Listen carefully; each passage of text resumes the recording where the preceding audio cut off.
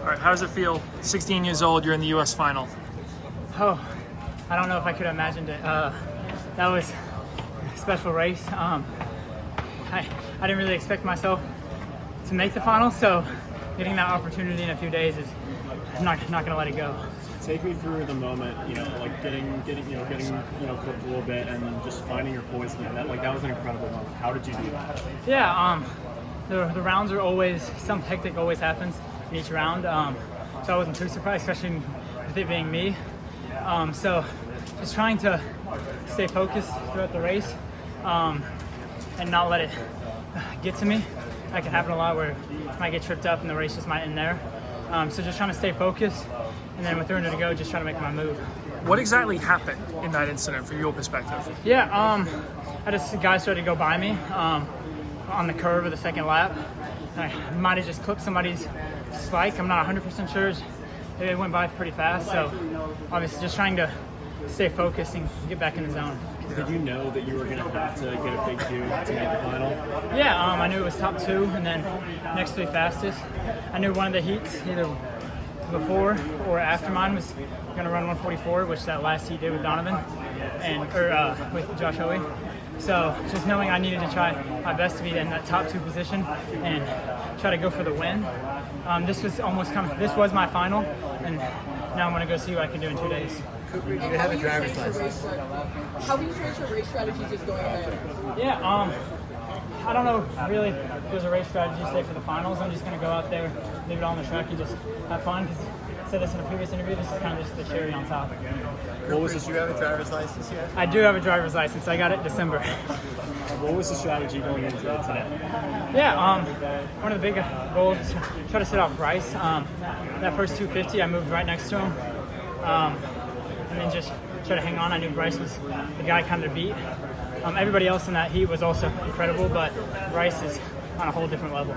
Take you through that last 150. I mean, that was a really good slingshot move. When did you know that you could be that? Yeah, I always have confidence that I can be up in any race, even if it's against really good competition like today. But I think one of the biggest things that helped me get through that last 150 was the crowd. The crowd was just super electric that last 100. Tell me, you've been here for some big moments already. You're here at Yachtman Nationals running the high school record. What's the difference in the atmosphere today versus then? Yeah, you don't see Nike Nationals. It's all high school kids.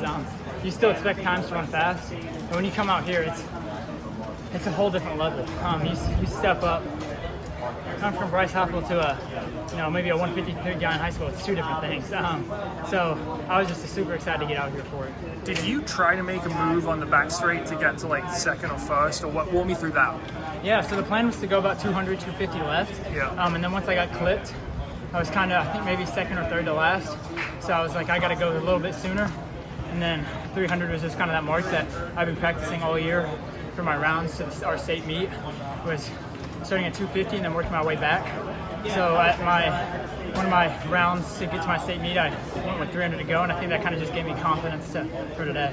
Cooper, it's not easy to take a tumble at 400 and be able to finish the way you did. Is that just your aerobic fitness? Is that just grit? What kind of got you from 300 out to the finish? Yeah, I would just say grit. I don't like to give up. This could have been my last race of the season, but just knowing I want one more against the best competition in America, I really want to go for it and just push through. And despite getting clipped there, you were just over a 10 off your national record. What does that show you about where your fitness is at right now? Yeah, I think it just shows my fitness is there. Just like my coach, Coach Poz, always said, that we did a workout before this where he just said, you're ready to go.